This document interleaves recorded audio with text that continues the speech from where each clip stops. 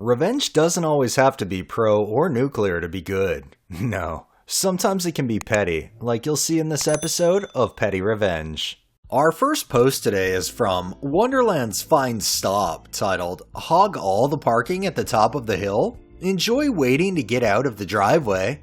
This happened years ago, back when I was still working residential healthcare. One of the houses that I worked at had a really steep driveway that led from the road up to the front door garage.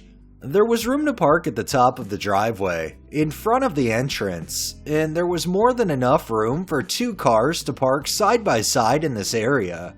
Since my shift was the overnight and usually involved arriving and leaving in the dark, and because my car had already been broken into once in that area, I was not comfortable with parking at the bottom of the hill. This usually wasn't an issue. Usually. Cue a coworker whose name I couldn't remember if I tried. In addition to the healthcare work, she was also a correctional officer and had this "I'm boss, I'm better than you" air about her, which explained why she liked to park her truck right in the middle of the parking area at the top of the hill, taking up both spots. I mentioned it to her 2 or 3 times, that if she parked a bit further over to the right or left, we would both be able to park there, and I wouldn't have to go through the process of parking at the bottom of the hill, clocking in, waiting for her to leave, then going out and moving my car to the safe location. She refused to change her parking habits, and I was getting increasingly frustrated by the petty behavior. One night, I was venting to my mother about the situation when she gave me the perfect solution. The next night, I was relieving this particular coworker at this particular house. Sure enough, she had her truck hogging up the entire parking area. So I pulled my car up right behind hers, blocking her from pulling out. I clocked in, checked in with her about any important information about the clients, then excused myself to the bathroom while she got ready to leave. Less than 30 seconds after going into the bathroom, she's knocking at the door to inform me that my car is blocking her and I need to move it. Naturally, I act shocked. "Oh no, you can't get around it? Shoot, I thought for sure I left enough room for you to get around it. Alright, so sorry about that. Just give me a minute and I'll be right out." I then proceeded to kick back and play on my phone for the next 10 minutes, leaving her standing outside the bathroom door with an attitude so strong I can practically feel it pulsing through the door. Once I decided she waited long enough, I made a show of flushing the toilet and washing my hands before finally going out and moving my car so she could leave. She was so pissed that she didn't say a single thing to me the entire time. I'll tell you one thing though, she learned her damn lesson and never took up both spots at the top of the hill again after that. That's so petty but so perfect. I mean, what do people expect when they want to be inconsiderate about others? Why can't others be inconsiderate towards them? At least they learn their lesson though, and you don't have to deal with that parking nightmare anymore. This next one is by Whiskey in a Teacup, titled, "She Keeps Saying I'm Fat, Like It's an Insult." This one is nothing glamorous. I'm 48 kilograms, or 106 pounds and 5'1". I often tease the line between normal weight and underweight, yet every time my aunt sees me, she says, "You are getting fat," even before she says hello. She, who got a weight loss surgery to be functional, keeps telling me to lose some. My petty revenge? Every time she says I'm fat, I beam like a Christmas tree, squish my cheeks, and squeal, "Really? Thank you, Auntie. I've been trying to." You should see her face then. It shrinks and pinches like she swallowed year-old cum.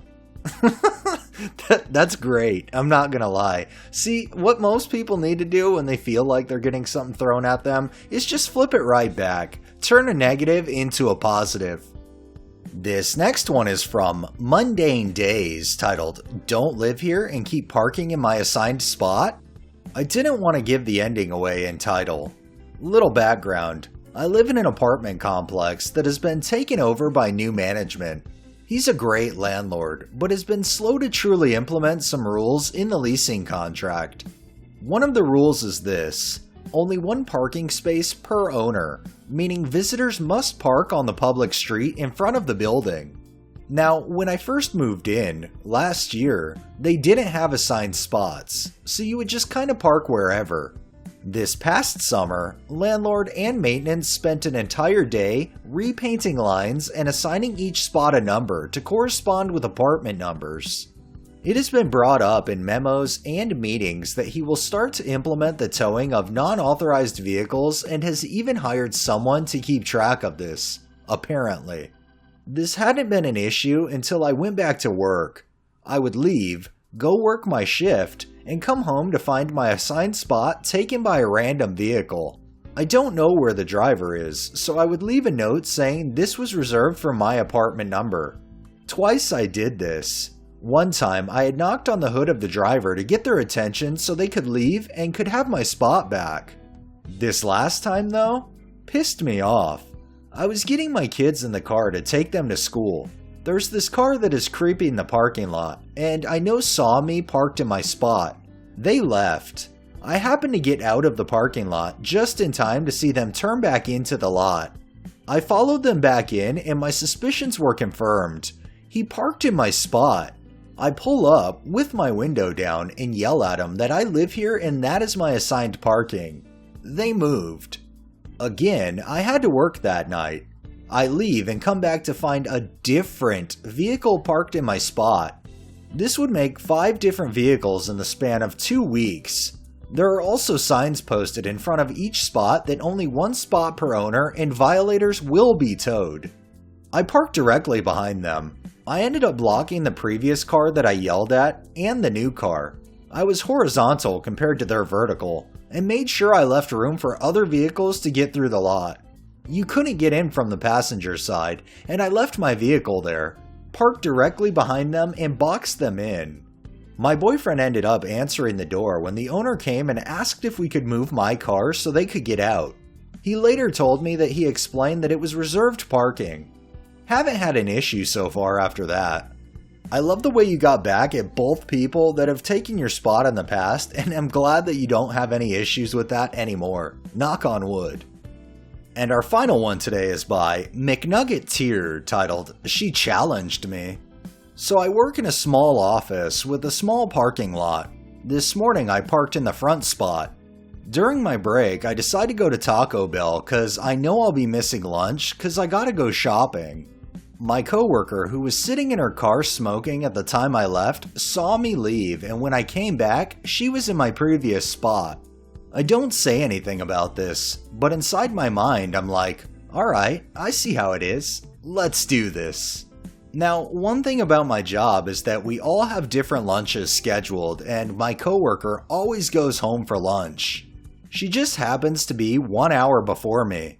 So what do? I ask my boss to be excused for a second and immediately pull my car into the previous spot. Was it petty? Yes. Was it unnecessary? Yes. Do I regret it? Nah. And congrats, Chica. It's now my personal mission to always hold that spot. It's so petty, but it's so beautiful. It's like there's a parking war going on. And in this case, you've come out the victor so far. I wish you much luck in that parking battle going forward. Alright. That's enough revenge for the day. Well, that wraps up this episode of Petty Revenge. If you liked the video, please drop a like, share my content on all of your social media, subscribe if you haven't already, and make sure to hit that bell and drop a comment down below. Thanks for watching, thanks to my patrons, have a great day and stay safe out there.